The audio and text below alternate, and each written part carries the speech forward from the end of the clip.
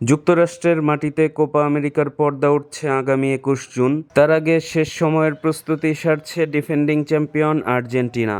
এর আগে শেষ দুটি প্রীতি ম্যাচও জিতেছে লিওনেল মেসির দল। দলগতভাবে তারা কতটা চাঙা আছেন সেটা টের পাওয়া যাচ্ছে। কোপার আগে বিভিন্ন বিষয়ে সাক্ষাৎকার দিয়েছেন আর্জেন্টাইন অধিনায়ক মেসি। এক পর্যায়ে খেলার মাঠে কে তাকে সবচেয়ে বেশি রাগিয়ে দেন সে শত্রু এবং বন্ধুর নাম জানিয়েছেন মেসি। বার্সেলোনায় থাকাকালীন চিরপ্রতিদ্বন্দ্বী রিয়াল মাদ্রিদের ডিফেন্ডার সার্জিও রামোসের সঙ্গে তার দ্বৈরথ ছিল বেশ জনপ্রিয়।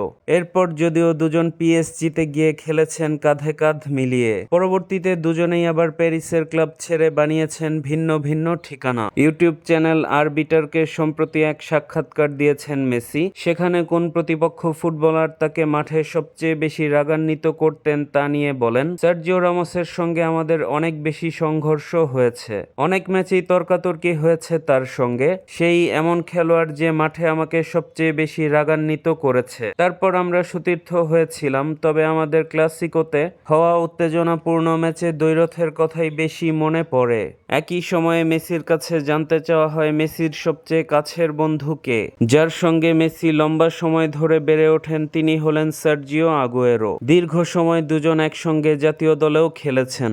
যদিও বেশ কয়েক বছর হয়ে গেছে আগুয়েরো অবসর নিয়েছেন ফুটবল থেকে, সে কারণে কিছুটা একা হয়ে গেছেন বলেও জানান মেসি। বলেন, যখন কুন আগুয়েরো অবসর নিয়ে নেয় এরপর থেকে জাতীয় দলে আমাকে একা ঘুমাতে হয়। এরপর থেকে আর আমার রুমমেট নেই। বর্তমানে এই বিশ্বকাপ জয়ী অধিনায়ক আন্তর্জাতিক ব্যস্ততার অপেক্ষায় আছেন। শেষ প্রীতি ম্যাচেও তিনি গায়ে জড়িয়েছিলেন আর্জেন্টিনার জার্সি। এখন পুরো মনোযোগ কোপার দিকে, যেখানে আগামী ২১ জুন উদ্বোধনী দিনেই কানাডার বিপক্ষে ম্যাচ দিয়ে যাত্রা শুরু হবে আর্জেন্টিনার। এবারও কোপার শিরোপা ধরে রাখার লক্ষ্য লিওনেল স্কালোনির। মেসি জাতীয় দলের হয়ে সব মিলিয়ে কোপা, বিশ্বকাপ সহ ১৮২ ম্যাচ জিতেছেন। অন্যদিকে রিয়াল মাদ্রিদ ছেড়ে পিএসজিতে কয়েক মৌসুম খেলেছেন স্প্যানিশ ডিফেন্ডার রামোস। এরপর তিনি শৈশবের ক্লাব সেভিয়ায় যোগ দেন। যদিও চলতি মৌসুম শেষেই আবার ফ্রি এজেন্ট হয়ে গেছেন রামোস। এবার তাকেও দেখা যেতে পারে যুক্তরাষ্ট্রের কোনো ক্লাবে। ফলে আবারও দেখা মিলতে পারে মেসি রামোস দ্বৈরথের।